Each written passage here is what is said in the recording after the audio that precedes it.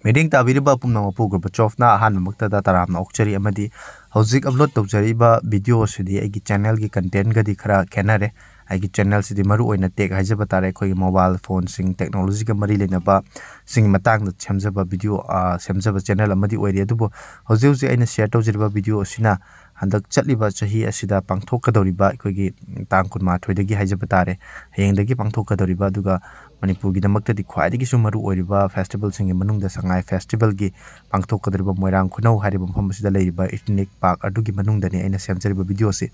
hauji hayeng pangthokadoriba koigi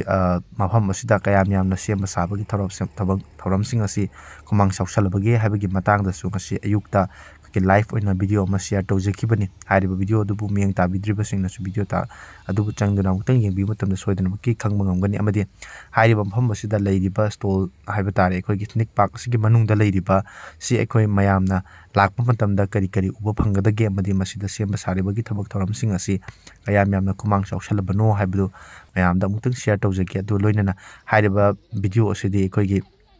Sangai Festival ga mari lenaba video oibana ekoi tonganba playlist amma semjaraga thamjagi maramdi hairiba ekoi video asi aigi channel gi content gadi khara khajik taiwan nabana maram oiraga channel asida hek changak tuna lakpa yengbiriba mayamna yengba matamda channel gi content asi mix oiba soidana makki thengnabi gani koi huzik mayamna ubiri mafam asida leiriba hat haiba tare koi khangpok sangmanba koi maru oina Manipur da leiba jati singna kanam maitai singna aikogi maitai pangal singna loinana tribal makhal makha kya gi aikogi Manipur da leiriba chingmi chinau singna leiriba yum sing asi matau karamna leibagi amadi yum sa sing asi matau karamna yum saduna lei haibana singba sing asi mapalam dagi lakma miyam singda utnabagi tamakta sem sariba mafam aduni hairiba sida Manipur da leiriba jati khudimaki aikogi yum sing asi karam matau karamna tawbagi amadi karamna sabagi haibasi soidan maki uba phongbigani Ekoi hayengdagi haugadoriba haijaba tare tang kunma thoidagi haugadoriba Sangai Festival asigi damakta semba tha sabagi thabak ase aduki matik kanna chathari hairi mafam sida leiriba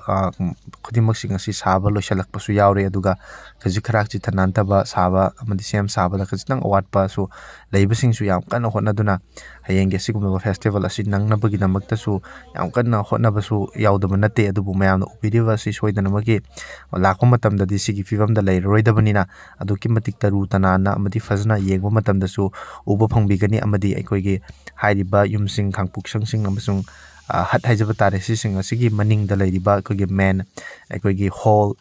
asida su matau karamna aikoigi maru oiba function sing pakthokadoriba halls asisu kayam yamna semjan sajalabagi amadi masigi akoibagi fibam asi matau karam tawribagi haibadu mayam punna miyeng taminasi Loinana ngasigi video sibu miyeng tabiriba mayam punamakpu Gorbachov ki maikaidagi amukhana thagachaba phongdokchari amadi channel asibu subscribe tawdibasing nasu channel asibu subscribe tawsanbiba amadi notification bell da nambibasu kawbiganu koi maru oina koi ki function na chingba pangthokadoriba mafam asi koi mangda ubiriba ki hall asidne hariba hall asisu yam kanna asem sabasi chathari khajikhrak awat apa leibasing adu yam thuna loisanba yanabagi mawongda yam kanna koi ki sinmi sing haiba tare koi thabak suriba singna yam kanna hotnari masi soidana makki athu matamda loisalaga hayengi thoram asida yaugadoriba saruk ama oibani na maram oiraga masi soidana makki su loi kigani aduga yam kanna di sembagi thabak si chathari haijaba tare koi mamang mamtangba side tagi hairiba asigi mawong mataw si mamang da yengba matamda mataw karam tawbagi haibadu so mutang ucharke masina mamang thangba saruk ne aikogi hall asigi manung asi sumaina aikogi light ka yam fazana thale amadi mafam sida aikogi makhal makha kya gi so sing pangthokadoribani aduna mafam asida yengba lakadoriba mayam sing ana yengnabagi damakta su mamang thangba saruk asida aikogi khallaga thamniba asida aikogi audience sing gi yengpham haiba tare mafam asidagi yenggadoribani loinana akoibagi da leiriba phibam asi kaji khara aikogi semjin sanjanbada awatpa ubiriba asi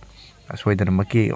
yam athuba matamda loisan kidroba ngakta oibana hayeng Sangai Festival yengba laiba mayamna di hariba sing asi matau karamna semki saki haibadu katitang orabasu khanghaunabagi damakta adum share tawjagi haidana ngasigi video asi namjabani